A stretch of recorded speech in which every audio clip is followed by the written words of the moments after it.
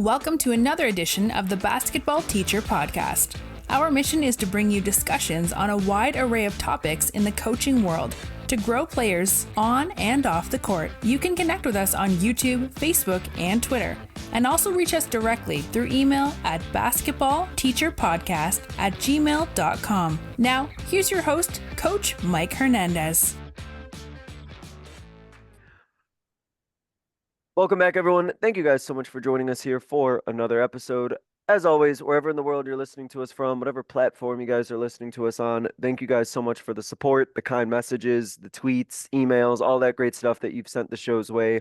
Keep all that stuff coming. And as always, also keep on sending me requests for topics that you want to hear discussions about and things that you want to hear talked about on this show. It's a lot of fun and helps generate a lot of ideas for me as well when I hear from you guys. So I mentioned that because I know that I've heard from some of you about loving the conversations that I've had with guests about defense and conversations about defensive principles and implementing different defensive schemes. And so I'm really excited to bring this one here to you today, where we're going to talk about the concept of running multiple defensive sets and having a more set style of defensive basketball and kind of what that looks like, different types of sets to potentially run, the rationale behind it, and some of the things that maybe you can put into your practices or your teaching principles to get your guys or girls ready to potentially run these defensive sets. So we're going to jump right into it here today with my guest,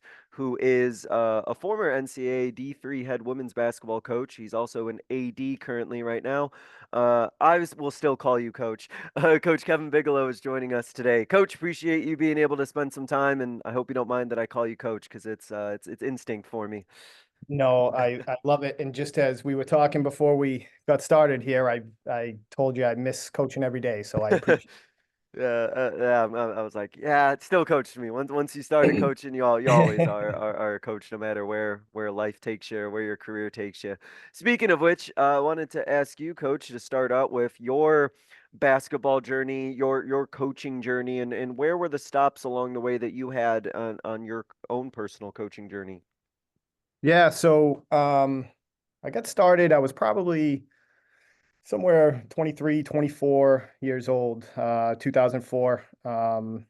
I I realized at that point that I wasn't much of a player, and that if I wanted to stay around the game, that I better get into coaching or try to get into coaching. So that's what I did. I was a freshman boys basketball coach at Algonquin High School in Northborough here in Massachusetts. So I did 1 year there. I was still in college at the time, so I went out for an internship with. I was a criminal justice major, and I went out to Reno, Nevada for an internship with Department of Alcohol, Tobacco, and Firearms, and wanted to keep coaching. And, didn't really, I had this extreme, and I know you're in Phoenix, right? So I had this like East Coast bias, like, thinking we were it, and stuff didn't stink. So I applied for this JV job, assistant varsity job out there at a high school called Galena. And, I sit down in the interview, and the head coach is telling me, how great his team is. And I'm thinking, yeah, right. So the next day, I think it was like Red Sox opening day, something like that. I went to this restaurant to watch, some team from back home play, and the head coach was there, and I could see that he was sitting with someone at lunch. The guy comes back from the bathroom, and he goes, "Hey, this is Coach Howland from UCLA." And I was like, "Oh, yeah, I guess they are pretty good, right?" So anyways, I did a couple of years there. We had a kid on that team who was being recruited by everybody in the country. That was another boy's job. He had ended up in the NBA as well. Luke Babbitt, Galena High School, UNR, Nevada, Reno. So after my internship was up, came back here, was JV assistant varsity for another high school, St. Peter Marion, around here in Worcester, where I'm from. And then really wanted to get involved. And really what got me going was that job out in Nevada on kind of interested in the college game, right? Because we were dealing with, we'd have to go pick these Division I coaches up at the airport, bring them over to the high school so that they could watch Luke Babbitt work out, right? And I'm like, wow, that's really cool. I kind of dig that recruiting game.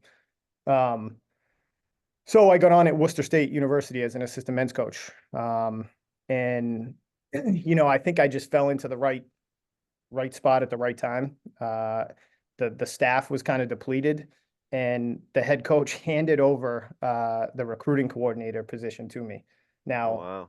you could say that's not that smart to do that for a first year person, right? Coming into the college game. But but I took it and ran with it, right? And I loved that side when I was an assistant, just pounding the pavement, being at games every single night, and trying to build our team that way. So I did that for 3 years. Then I went over to Anna Maria College as an assistant men's coach, but more so because they had a full-time position in the admissions department for me. Hmm. So I did admissions and assistant men's basketball coach there for 1 year before the AD came to me and asked me to apply for the women's job, and spent 9 seasons as the head women's coach at Anna Maria.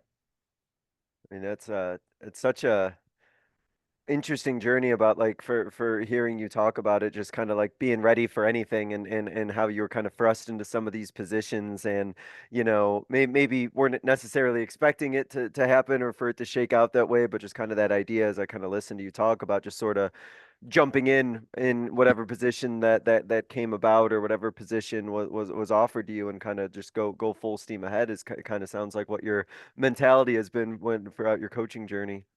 Yeah, I mean, I was just thinking too, as you were saying that, like I'm at Worcester State, right? And I had a full-time job in a financial services industry in Boston at the time. They were doing layoffs. I kind of was like, yeah, I'd be okay with getting laid off right now. And that was in 2008 when the Uh, economy, yeah. took a downturn.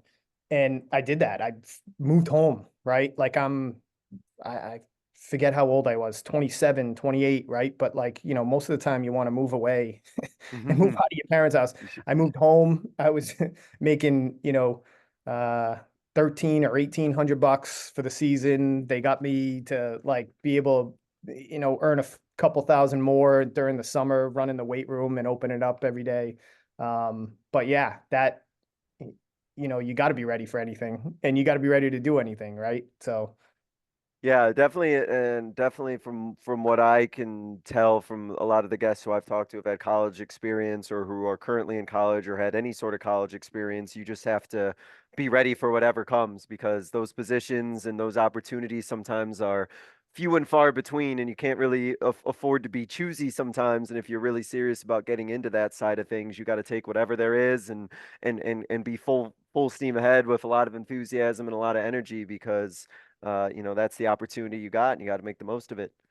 absolutely. Yep. And can I tell one more quick story Absolutely. about this? Yeah. And I know that we want to get into the Oh, defense, no, no, no. Absolutely. Go for it. but so I used to work Yukon camp, Calhoun's camp, right? Hmm. Down at and I was an assistant men's at Worcester State at the time, and George Blaney was his associate head coach or whatever his role was, right? But he had spent time at Holy Cross in Worcester, so he knew I was from Worcester, and we kind of had this, somewhat of a little bit of a relationship, right? Uh, So he comes up and he asks me, "Hey, what are you doing this? Like, what kind of jobs are you looking for?" And this is in the middle of camp. He said, "I know, it's the time that you got to be looking for jobs." And I'm like, "Yeah." I said, "Actually, I'm trying to get this full-time assistant spot at AIC right now, American International College in Springfield, Mass." And he said, Coach Calhoun went there, right? And I said, "No, I didn't know that." He goes, "All right, he comes in off the road today from recruiting. Let's go in and see if he can make a phone call for you, right?" So I walk around camp that whole day. I talked about that. Yeah, stuff doesn't stink in the East Coast. I'm uh, walking around there thinking like I got that job. Like no question. I'm gonna have Jim Calhoun call AIC for me. I'm like, this is great. So he comes back and he's walking down and I'm on the floor of Gamble Pavilion. And he walks down the stairs with Kemba Walker behind him and he's screaming at him like something obviously was wrong, right? yeah. And Blaney comes back up to me, stands next to me, said, "Yeah, I don't think now's a good time." And that conversation never happened. So that day where I thought I was getting a full-time spot at AIC, like, yeah, that didn't materialize. Yeah. It sounded like he had some other things going on that day. Yeah. Some other things he was a little bit concerned about, huh? No, Yeah. Yeah. that's funny. Not my full-time assistant spot. Yeah, that No. wasn't number one on the priority sheet. No, that's, Nope. that's funny. Nope. Before we get into a topic, I know currently you're an athletic director, and I know I have a lot of guests who are high school coaches, a lot of listeners who are high school coaches, and obviously do a lot of work with their ADs, but are not necessarily athletic directors themselves. And I wanted to ask you about what do you kind of see in your role as an athletic director, and what is your kind of perspective now that you're in those shoes that maybe you didn't, kind of think about when you're actively coaching, or maybe you think coaches right now may not be aware in terms of what an athletic director is doing or what their perspective is. Um, and I got a different view, obviously, coming from the college game, right? Hmm. So I wasn't a head coach in high school. So I can't really speak to what the high school coaches may not understand. I can, surmise from my own staff and things like that. Hmm.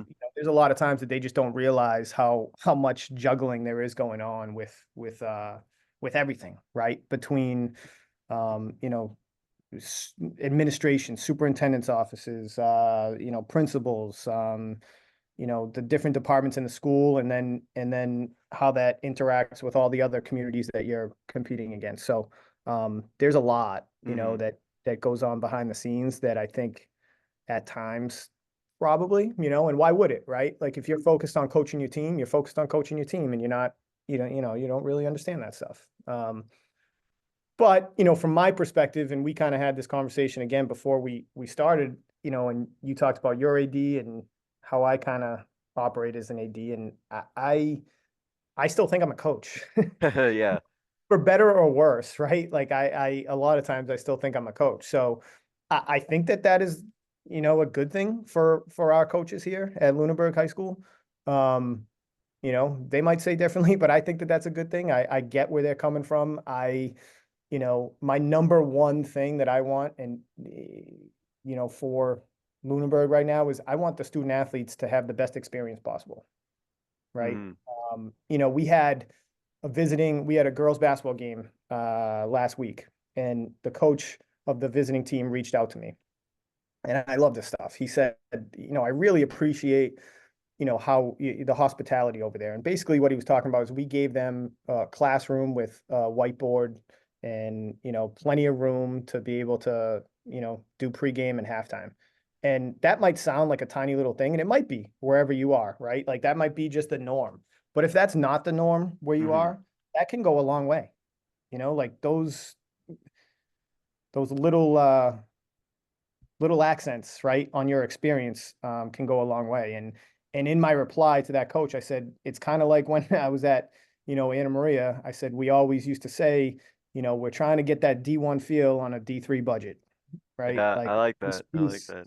squeeze everything that we can out of it, whether Yeah. it's, the clothes that we wear, the warm-ups, the whatever that experience or whatever can add to the experience, that's what we're looking for. Yeah, I know. I like that a lot. That saying that you had. I think for me as a coach, one of the things that I always have to try and keep in mind, and it's easier said than done for me, is that uh, remembering that any work that an AD does is not done in isolation. There's a lot that's happening above the AD's head. There's a lot of stuff that's coming from, at least at the high school level, at like a district office or mandates from the state and everything like that. And trying to keep in mind that a lot of these things that I'm either being told or informed about are decisions that are not made by my AD itself, but are made in conjunction with other forces or were told to them to pass down. And in some cases, the AD just has to be the messenger on certain things and they're not the independent decision makers making all these decisions about certain aspects. Right. And I think one thing that bothers me, and I've had, as again a former coach and having a bunch of different ADs, Hmm. and I've had good and bad, right? And Hmm. and nobody's perfect. But one thing that bothers me, and it's more of a cultural probably thing nowadays, is everybody wants to go the safe route. Like instead of trying to think outside the box and say, how can we make that experience a little bit better for the visiting team or our Mm-hmm. team or our student athletes. How can we do that? And they'd rather take the safe route, and I'll even go to, we got a snowstorm coming in tomorrow. Now, tomorrow's pretty bad snowstorm. It's going to be, I'm jealous of you, by the way. But Talk to me in July and see if you are. But go ahead, go ahead. true, true. Um, so there's times that, like, I remember in the fall, we're getting like rain, and there's people dumping games, and just like Yeah, postponing it. yeah. And to me, I'm like, no, let's make this happen. How can we make this happen? Yes, safely. How can we make it happen? Whatever. But are we really putting our teams in the best, any of the kids visiting our team or who we're competing against, in the best position possible if we're kicking the can down the road and we have 4 games in 5 days at the end of the season, Mm-hmm.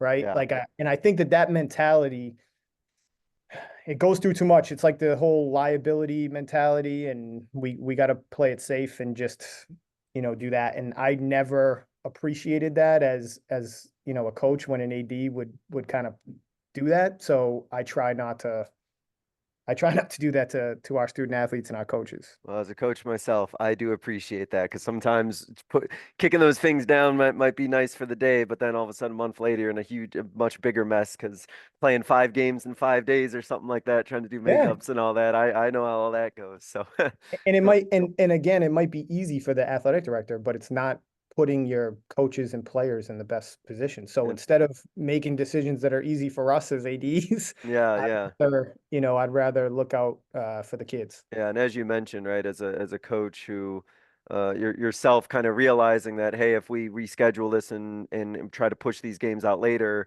I know as a coach how miserable that would be to be in that sort of situation, having, this many games, not being able to practice and having to try and crunch all these games in. So it's good that you've maintained that perspective. So awesome. Yeah. Coach, let's start by the idea that you brought about when we were talking first about when it comes to running multiple defensive sets. You mentioned about how you didn't necessarily always have the talent, and that led to you needing to have multiple defensive sets. So I wanted to just ask about that idea first about how did running multiple defenses kind of help make up or mask in for that lack of talent that maybe you sometimes had? Yeah. So and when I read that back, and I didn't respond to you because I'm like, I'll just address it in here. I don't want to, I don't want to give off the impression that, that I love all my players that we have. I know. Yeah. So that maybe I could have worded it a little bit differently, but yes, we were in an uphill battle, when it came to our conference play. I mean, there was one year in the GNAC conference where, we had 3 teams in the top 25, right? So, when I talk about that talent, there was a talent gap, Right, like right. 3 teams in the top 25. That's pretty dang good, right? We had teams like Emmanuel College, right? And Coach Andy Yazanoff, he has like 1,000 wins, and he's been to Final Fours and Elite Eights. Like, yeah, so we had to come up with a way to uh to shorten that gap, right? To say, okay, they're pretty good. How are we going to compete in this game? So that's kind of um that's kind of where I was at with that. And you know what? Some of it actually came from when I started in college back at Worcester State. I think I coached Dave Lindbergh there, who he's no longer the coach there anymore, but I learned some of that stuff from him, the switching and changing up of defenses, and that's kind of one of the first places that I saw that happening. Mm. And with that idea of needing to kind of run like multiple defensive sets, I guess I should ask you in the at the collegiate level because you have that little bit of different perspective when you were thinking about recruiting or getting players into your program. What did you look for them defensively? What skills did they already need to possess, or what made you realize that okay, this is a player that I know that would be able to pick up on what we're trying to run defensively? I mean, first and foremost is a motor. Hmm. Like, and that might, I had some players who only had a motor, and I'll take that, right? Like that is, you cannot understate that. I mean, I've had, offensively talented players come in with no motor, and trying to coach up that motor is a lot tougher than just trying to figure out how we're going to get points on the board. Hmm. Um, so and again, like if we're trying to shorten that talent gap at times, our thing was working hard, right? And you know, so many players when they came in freshman year, they thought that they worked hard and they didn't really realize it. And we just had our alumni night, the men's and women's basketball at Anna Maria on Mhm. Saturday night, and I was there, and I can't tell you uh how many players come back and we talk about these stories. Yeah. They'll laugh about it right now. They're like, yeah, I wasn't working hard, and then I realized I had to, what I had to do, or we'll sit around and tell those stories. So all that other stuff, it, I loved the length, right? Like that was something that I really loved. Didn't mean I always had it. Mhm. So I think we just tried to take players that, you know, thought thought that they could do something for us that we were missing, and then figure it out after that. We did not have the luxury of saying, hey, we're going to be Syracuse and basketball and recruit that length for the zone, right? Like we didn't have that luxury. Yeah. So in that case, when you can't, narrow things down to the physical intangibles, like you mentioned, just having like you mentioned, the motor, having the drive and the will to succeed, and can be something that makes up maybe for some of those physical deficiencies or the things that they lack in size, because at least they're going to have that motor and that energy. And as you and I both know, how much of defense requires just to have that motor and that will to do it, can, make up for maybe some of those things that a player might lack physically. Absolutely. Absolutely. Not even a question. And it's all like, do you win every game because they play that? No, right? No. Like, but you're giving yourself a chance and you're competing, right? If you're taking someone and because you play so hard as a team, you compete in games. Mhm. That's, yeah, you want more wins, but that's all you can ask for, right? Right. Now, in these multiple defensive sets, you mentioned about running a 2-3, a 1-3-1 half court, the run and jump, or a pack line, all of these different sets that you would want to put in and run. And I wanted to ask about what went into making sure that you were teaching and coaching these sets properly. And I wanted you to spend some time, however you want to kind of break this down and answer this for us, about kind of implementing these sets and teaching it in a way that your players understood the rationale of why they're doing it and how to do it. How did you kind of work in all of these different sets as you were starting to teach them to your team? Well, I think at the beginning of each season, you kind of, not you do scrap plans at times, but you go in with a plan, right? And saying this is some things, definite things that are in our identity that I want to get in there. And each and every one of those, I think you really build off of, drills. And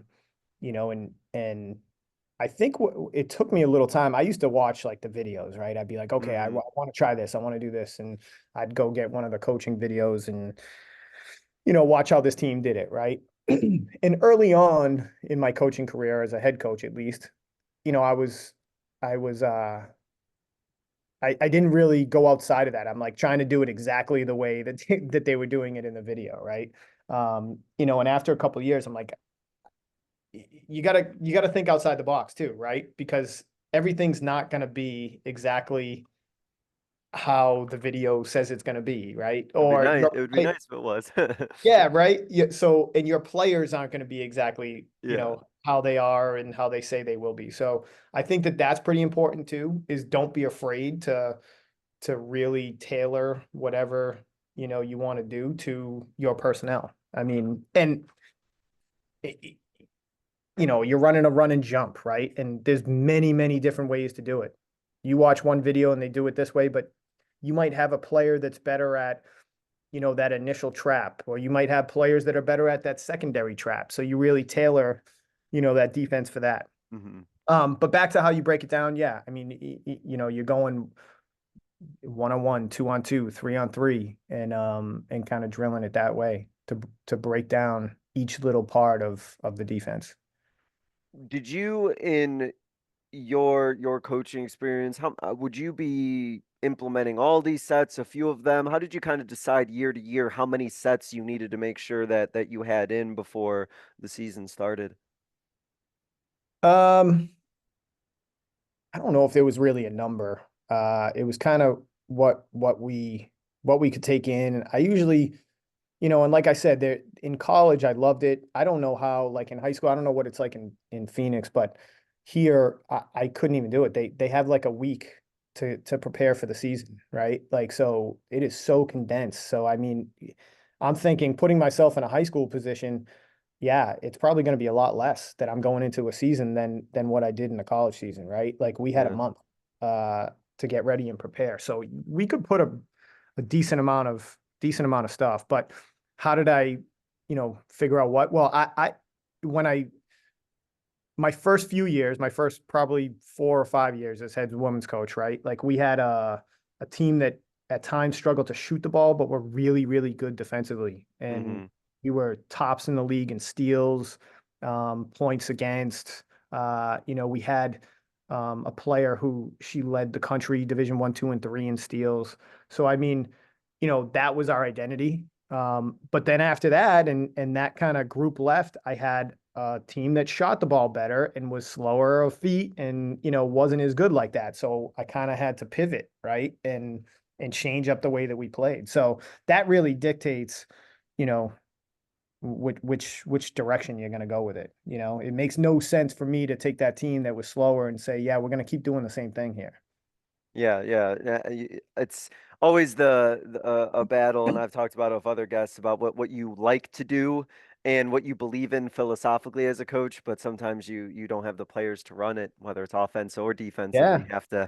You got to switch things up and maybe do something you don't necessarily love as much, but you're gonna love maybe the success that you have running something else rather than what you philosophically like to do. And you can't be too proud, right? As a coach, like you can't think that, none of us have invented the wheel. Like everything is stolen, right? Like Hmm. like Yeah. nobody's coming up with brand new things here. So I mean, to sit back and think like, yeah, this is because we're gonna do this because this is what I like nah. Hmm. Our job is to win basketball games, right? Yep, yep. So you talked about how you would alter or maybe adjust some things in some of the drills that you like to do when you're implementing defense. Were there any things in particular that you really like to do as your skill work or your drill work defensively, whether it was something that you thought was pretty standard or something maybe that you adjusted to fit your needs? Can you talk about what some of those might have been? Well, you know what? One thing, and I actually just installed it with because our girls basketball team here at the high school earlier in the season asked me I forget what the question was, but we went down this road and I ended up installing this. And we did this every day in our practice at Anna Maria was one-on-one full court. And, it would start kind of the same way as anybody's zigzag, work on your defense type drill. But after half court, it was open. It was go play, right? And you're looking at the offense trying to get to the rim, but more so you're looking at the defense saying, how are you going to play one-on-one in the full court here? If we're going to be this, pressing team like we were in the first 4 or 5 years when I was there, we're going to have these situations and we got to figure it out. We can't just be giving up layups or taking fouls, right? So how are we going to do that? And the objective for us there was, yeah, it's go time. Like you're not going to be able to zigzag players when they have the whole court and you're on your own. So, what we tried to do, and I see way too much. I'm watching all these high school games now, and all these players, right? Like you're in the open court, you're running alongside someone, and I see that somebody has the energy. The defender has the energy to get in front of the offensive player and really make it tough on them, but they don't do that because everyone's looking for that block, right? Like Yeah, yeah, yeah. running alongside and everybody wants that block, or they just don't want the physicality of the game to play in. So what we would try to do is sprint, cut them off, and let the offensive player make a mistake or have to make a really, really tough shot, while their body is going so fast. How are they going to control themselves and be able to gather and make that shot? No, it's I like that a lot. And it sounds like what you're doing, and I've heard other coaches talk about this as well. I feel like there's a big sense of competition that went into a lot of what you were running. That Absolutely. so you had that one-on-one one that you talked about too, and even in the I think you mentioned some of the two-on-two or three-on-three like breakdown drills. Is there a competitive element to those as well? Yeah, yeah, there could be. I think like early on when you're installing stuff, there might not be, but then that you're always looking for that, right? Like, so, yeah, you're teaching it, you're teaching it, you're teaching it, then it's okay, you know what you're doing, like let's go, it's go time. And now we compete, right? Like everything's got to be Hmm. compete. And going back to that motor, Yeah, yeah, if you have those players with that motor or you've instilled that motor in them, then they're gonna want to compete anyways, right? Like absolutely. No, that's just in yeah, their yeah, nature. they're gonna have it. Yeah, as you mentioned, exactly in their nature. So one of the things that I've always been interested because I've seen it done poorly, I've seen it done not so well, but I know specifically when we were talking, one of the things that you would sometimes put defensively in is a half court trap of some sort, and I have seen the trap done really well, force a lot of turnovers. I've also seen very poor traps leading to a lot of fouls or splitting the trap and everything. And so, is there a is there any sort of secret that you think goes into a good like half court trap or into a good trap itself? Is it just drill it till you get it? What do you think goes into trapping the ball effectively? Well, specific half court, we ran we used to run a 1-3-1, right? Hmm. And, the secret there is to have a really good player at the top. She's gonna have that motor, right? She's Oh man, and that was the player that I was alluding to with the that led the country in steals, Trafisha Warburton. She was like just phenomenal, right? And like and she was long, she had the length, she had the motor, and she had the instincts to be able to, and it's not always right. There were times where we're running, we kind of so when our 1-3-1, we would split the floor up into fours, right? And and that's kind of how we taught it. Like we're gonna if it's in this fourth, we're gonna try to keep it over there, and then these are everyone's responsibilities, right behind the top. And there were times where yeah, it was pick, tip, right. Someone else would steal it after the top person, Trafisha stole, tipped it. But there were other times where teams were waiting for that to happen, yeah. and you have to be smart enough to say, I'm not going all out here. Like it can't be all out every time because I got to be smart, right? Like, they think it's coming, so they're just pounding away in that fourth, that quadrant of the court that we're talking about, waiting for the trap to come in because they were just told in the timeout, the trap's going to come and then you got to get it here and then whatever, and then the trap doesn't come. And Yeah. at times that causes the offensive player to sweat even more than if the trap did come, right? Yeah, it's unpredictable, right? Right. Then Yeah. what they Yeah. expected didn't happen. Yeah, yeah, yeah. So yeah, you of course you turn the ball over a couple times against a 1-3-1. We go back to it. You're waiting for, coach just told you this is what you got to do. And now it's different.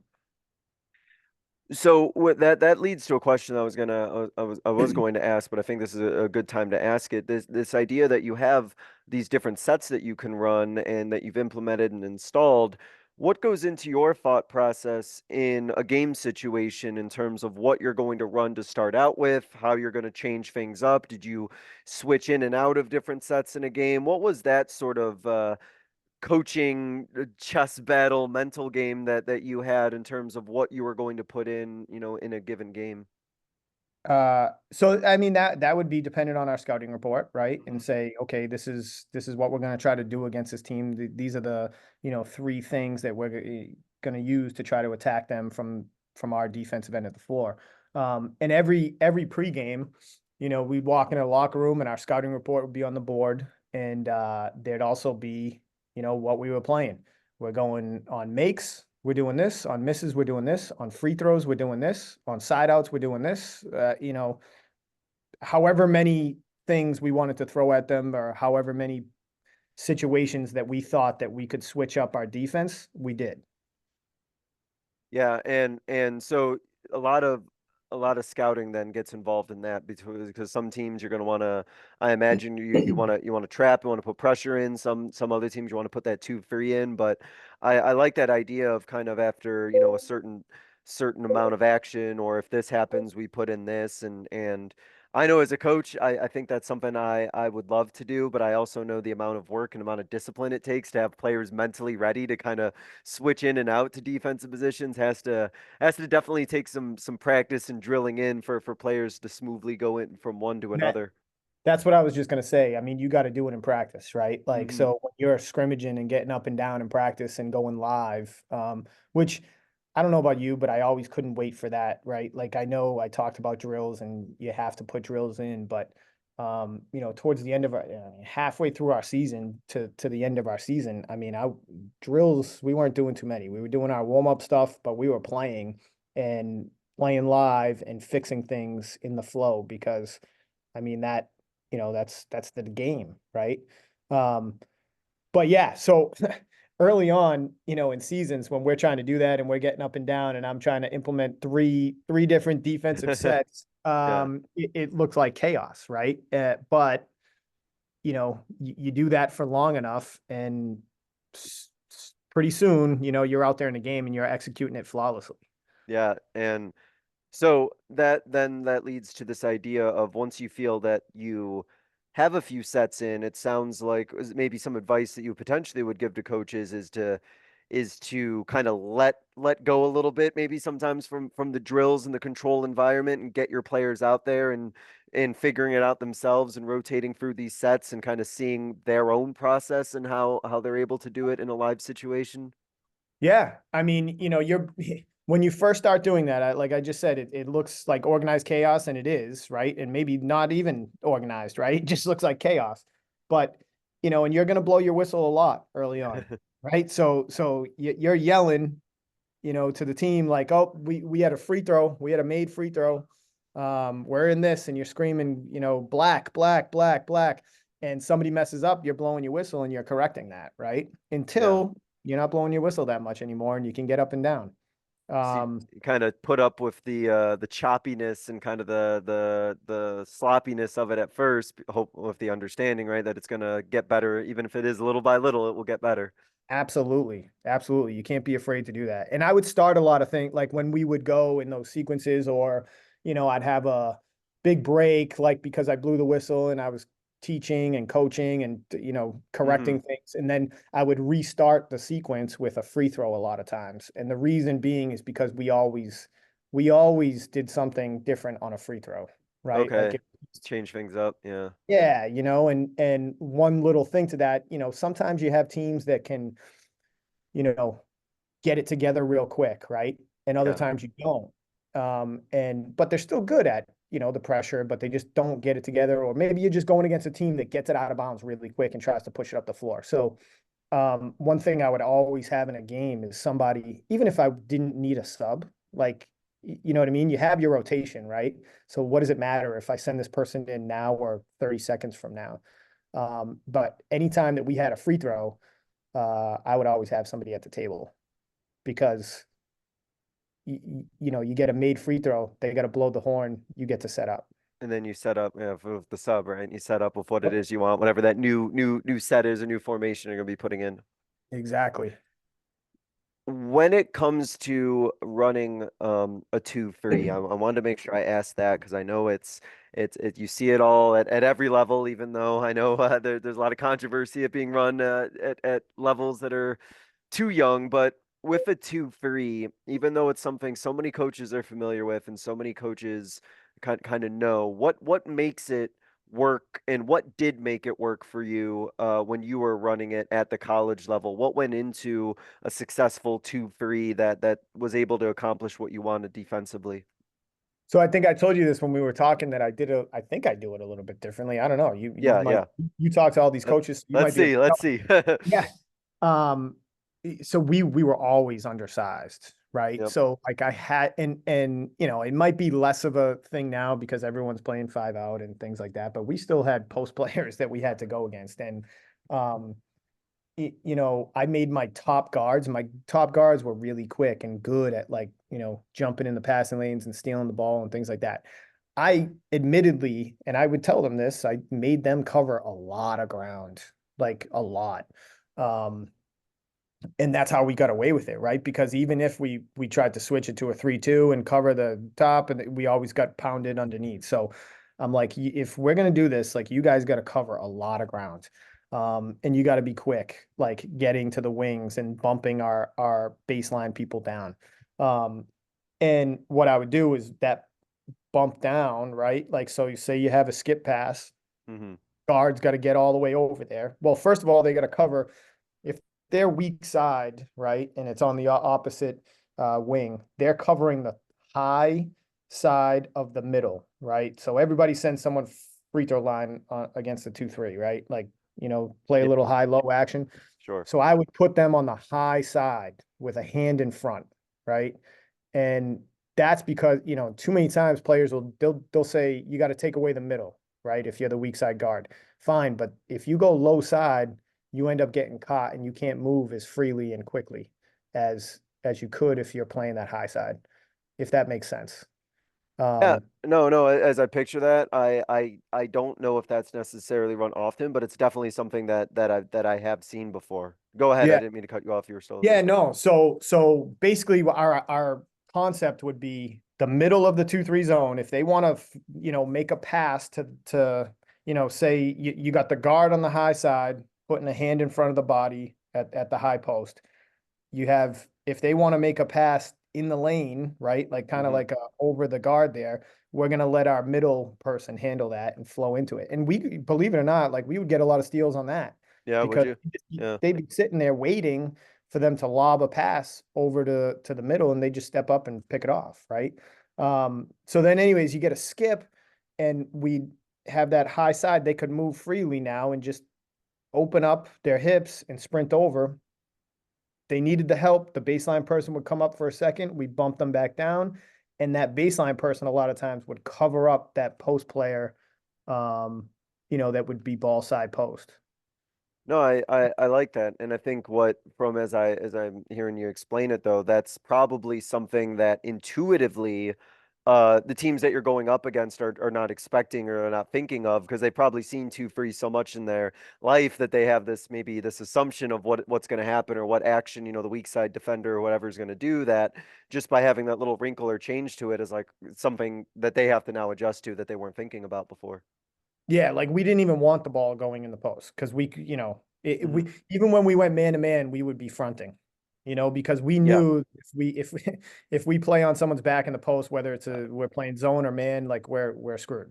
Yeah, we're the same way this year. I don't think I've ever had size or I've ever been in a position where I can be playing behind anybody on the post. Everything's got to get that 3/4 front or that full front. Nothing in the post. Nothing good happens. At least for us, I Yeah. know nothing good ever happens there.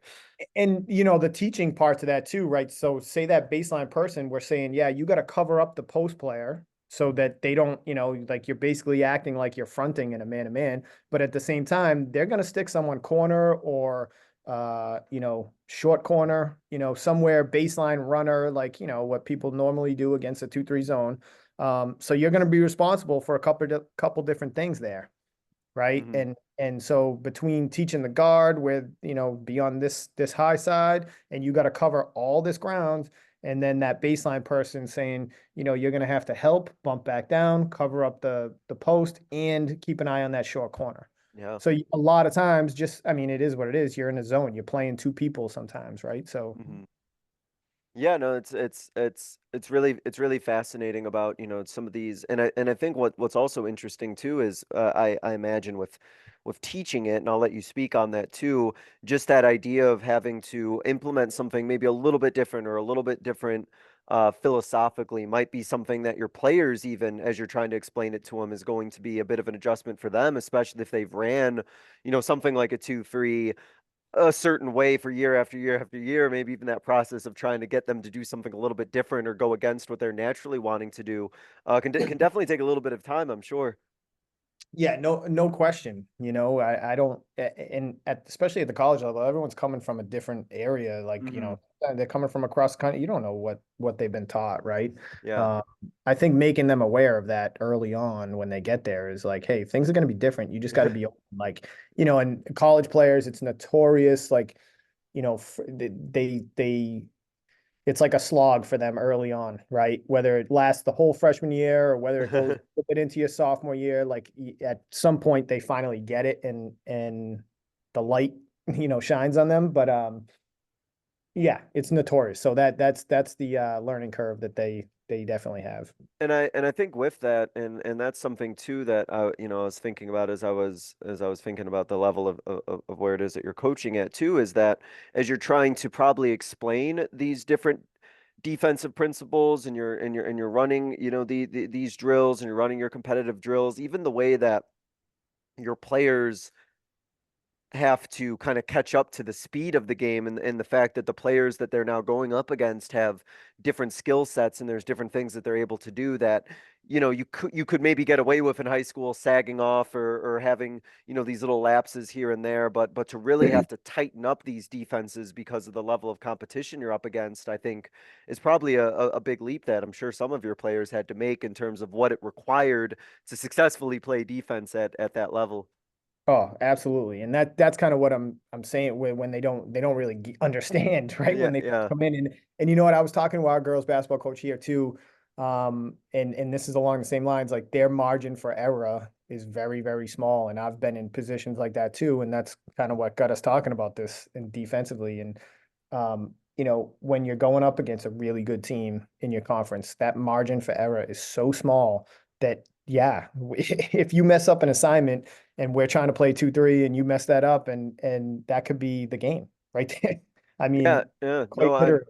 and I'm just speaking, for at least in me in a high school example, right? If I go into a 2-3, like a lot of the time it's because I know that there's maybe only like one girl who has any outside shooting, and we can sag off a bit and really pack in the middle and not be too worried. But at your level, you play 2-3, and if you still don't close out on those shooters or have proper defensive form on that, you're gonna get lit up at that level, I'm sure. Absolutely.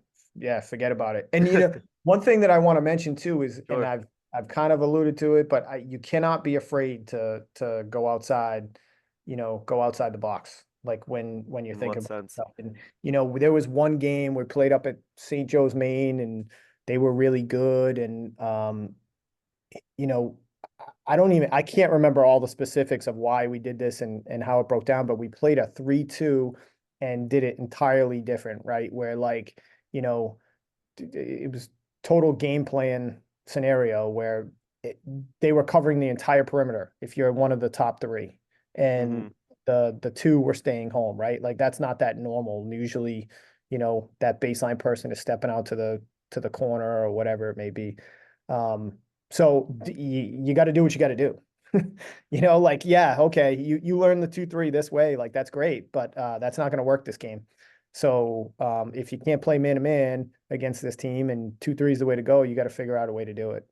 And with that, as I kind of alluded to earlier, how do you as a coach, is this a situation where you kind of have your defensive sets in and you kind of know exactly where you want to get into each game and you kind of just stick with that and make it work? Or are you, as maybe you alluded to earlier, kind of making more on the fly decisions and having to be ready to kind of quickly go into something or quickly, throw something different in? How do you kind of decide as a coach what sort of how much it's sticking to a game plan you have before versus when it's like, okay, we might want to go into something else or switch things up here right away? Yeah, I think that's the line that you walk, right? Like you always go in prepared, so you're always ready and you kind of have it mapped out in your head how it's going to go. And if everything stays that way, that's great, right? Like you say, okay, this is working. Um, Fantastic. We can do A, B, and C, and here we are. But you always got to be ready to pull the plug, right? Like, and that goes back to that thing when I'm saying you Hmm. can't be too proud. You can't think like, yeah, my game plan was the best, and here we are, and now we're down 20. What do we do, right? You can't stick with that, right? So you got to always be ready to pull the plug at any point in time. You just don't know. Yeah, and to me, I know that that's as a coach has always been something that is always could be a bit tricky. It's this idea of like, no, I know this works, and this is going to be something that it's going to pay off in the long run, and they might be breaking, whether it's a press or whatever. Oh, they might break it a few times, but I know it's going to work in the long run. Versus the idea of like, well, no, we're pressing them and they are easily breaking it. And if we just keep doing it, we're going to get eaten alive. And I know that as coaches, it's like that idea, right, that we go through of like, no, I know this is going to work. We're just going to stick with it and eventually it'll pay off versus like knowing when it's time to say like, no, we got to abandon this because we're in big trouble if we keep running this sort of thing. So like I don't know how you feel, but the and I've been an assistant and then a head Hmm. coach, and I had this told to me as an assistant, and then I ended up telling it to my assistants early on in my career. Okay.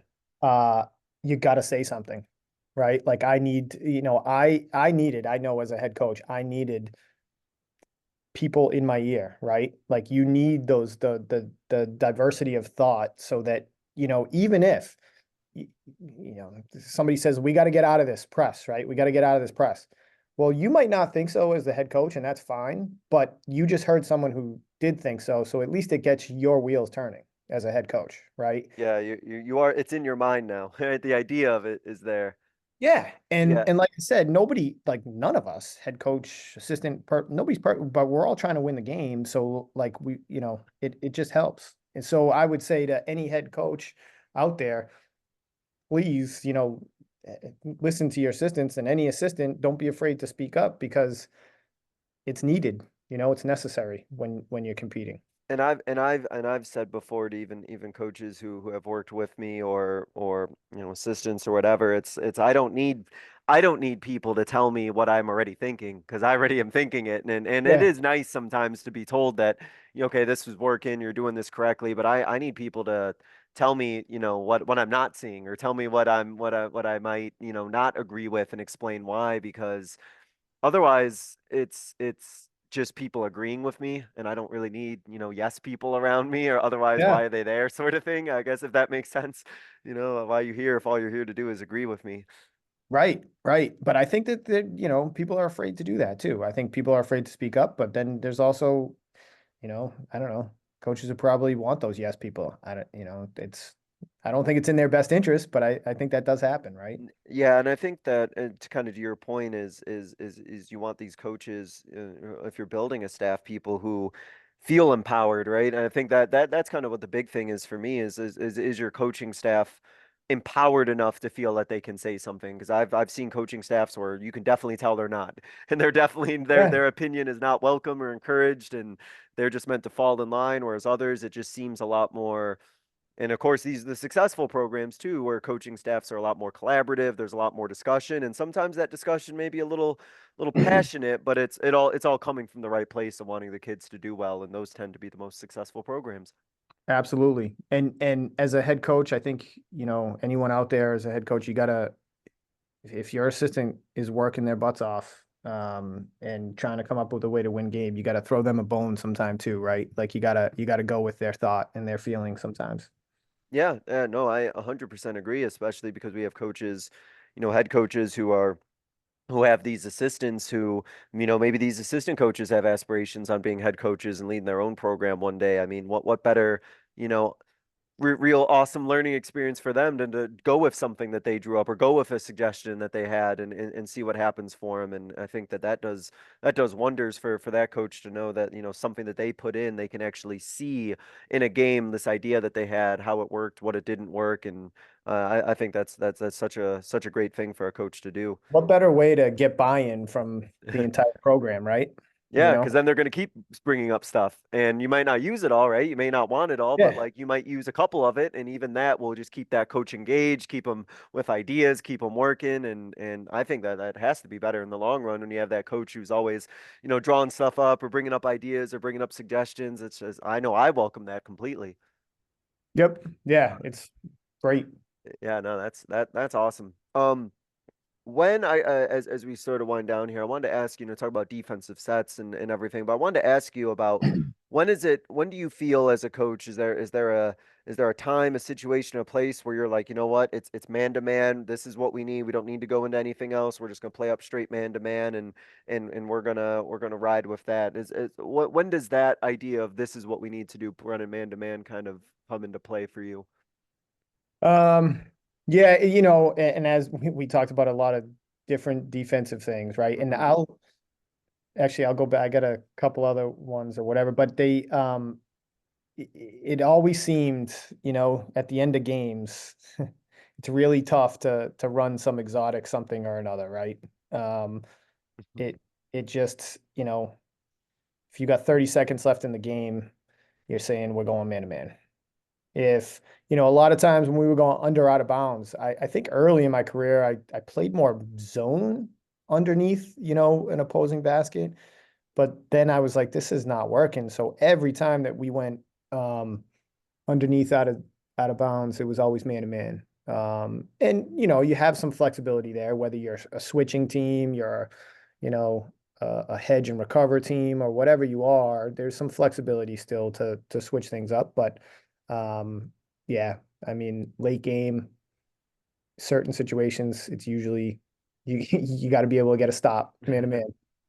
Yeah, and that and kind of what you mentioned to your point, I think it maybe takes a little bit of the no, I don't know if it's the pressure off, but there's maybe a little bit less thinking involved in crunch time and man to man, where it's you get your person ready to help versus if they're tired and it's a high pressure situation, having to think about different assignments and different adjustments on a zone. Sometimes it's maybe just easier for your players to just be like, all right, man to man, I can understand that I can lock in and do this for 30 seconds and kind of go from Yep. there.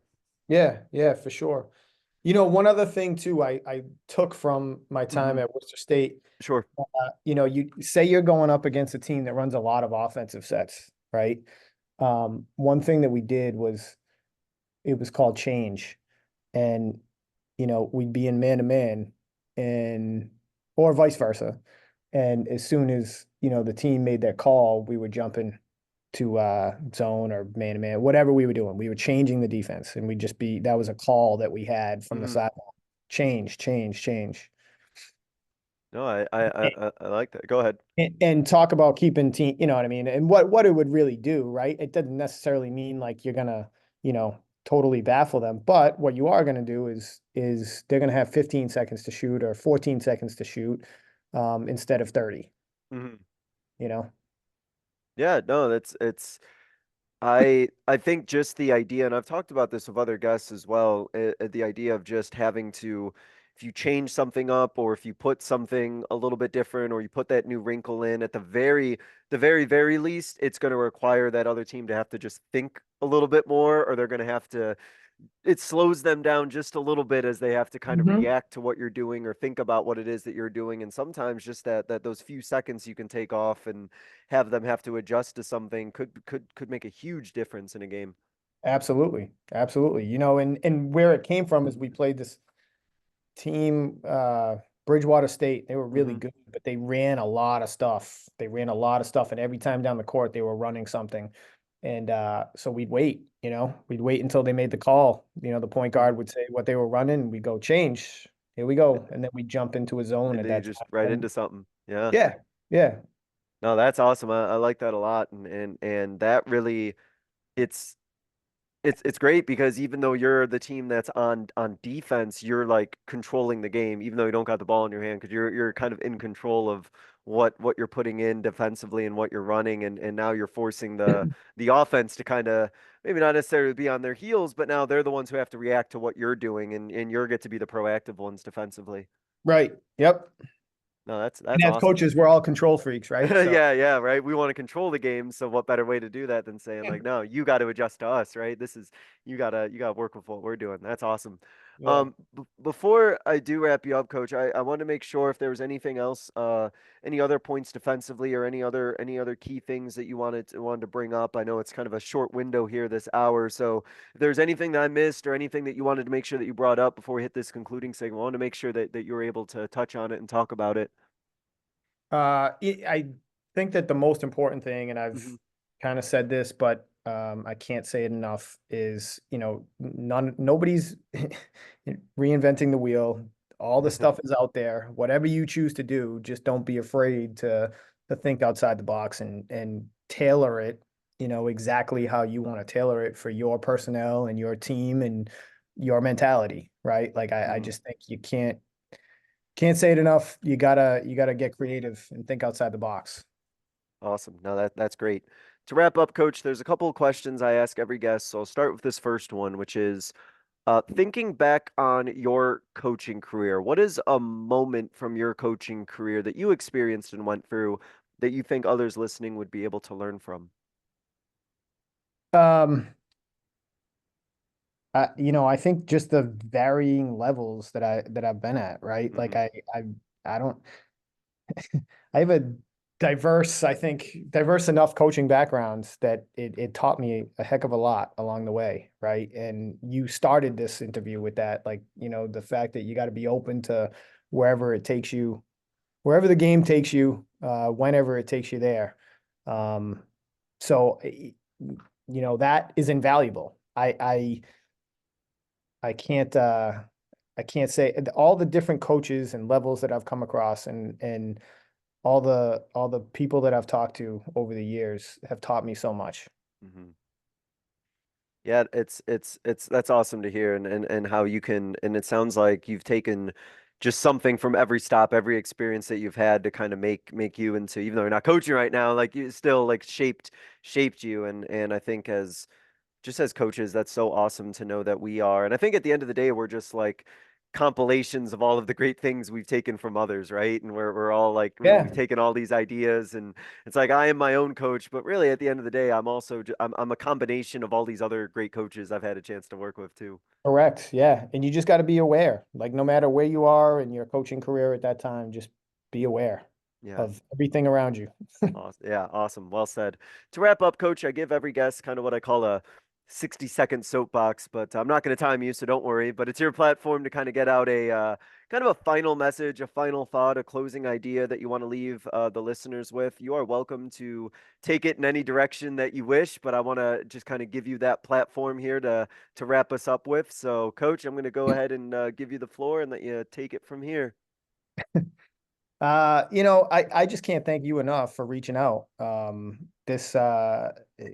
Not being a coach, it every single day I get itchy and want to get on the court. I'm looking at our basketball court right now and I'm like, I want to get back out there and coach. So, I've never been on a podcast or anything like this before, but I've certainly sat around and talked hoops for hours and hours and hours. So this was fun, and I appreciate it.